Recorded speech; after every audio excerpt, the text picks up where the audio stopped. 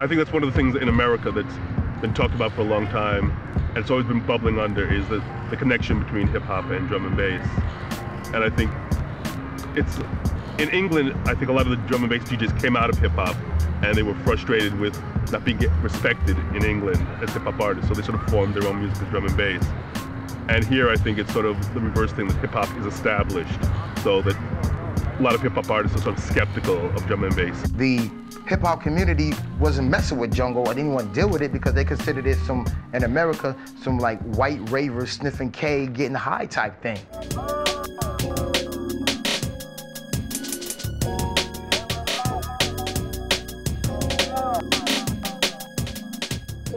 The first single was drum and bass, you know what I'm saying? And like we sent it out to all these college radio DJs, and as soon as they put it on the wax, they heard drum and bass, and they were like, oh, hell nah, get this shit out of here, straight up, straight up. But then it's like, the other two songs on there were straight hip hop. Yeah, fat instrumental, coincidental, dwelling in my laboratory in my mental, concocting set to box high, do another time the rhymes are so shy. Eventually, people started listening into the record. I was like, oh, it's cool. But it's like, there is this real big schism between classic, underground, what really hip-hop is. You know what I'm saying? Like, people really on that. With hip-hop heads, well, so-called hip-hop heads, they're just like, you know, they're just blinded to everything else. They're just like strictly hip-hop heads.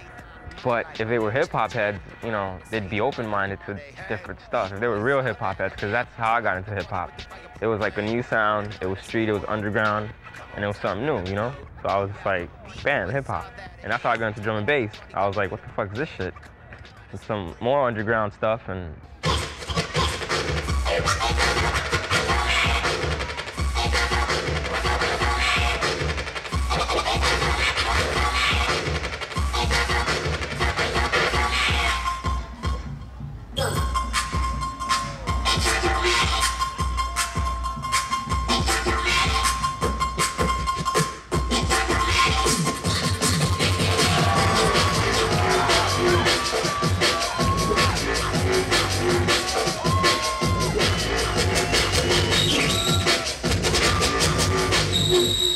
there's a lot of, you know, junglists that are in the closet.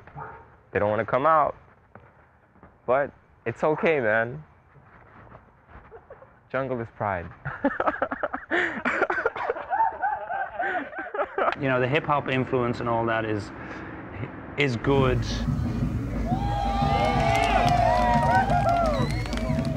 The only problem I have with it is that hip-hop is very much a vocal-based music. It's very much about the MC being the sort of main focus of attention and the music being secondary. I think when that is put into drum and bass here, I think the music should be first and foremost the main thing. MCs want to be, you know, on the same level as a DJ in the rave, then boom, make rap.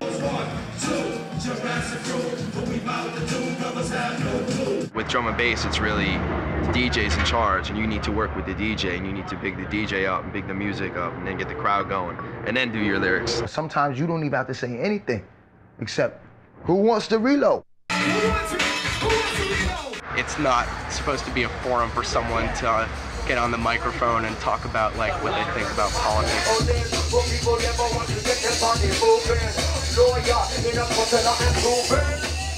I'm the human contact in between, not over, but with.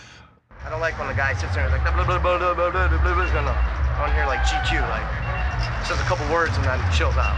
That's one element that's still evolving. Yeah, that's a pretty bald scene. Yeah, and it's either like a hip hop head or someone with, you know, a really fake British accent. Yeah, like right, talk, man. It's like some kid from Queens or something, you know. New York definitely suffers from a lot of whack MCs. There's a lot of whack. There's a lot of kids who want to get on the mic and they're like, yeah, I want to.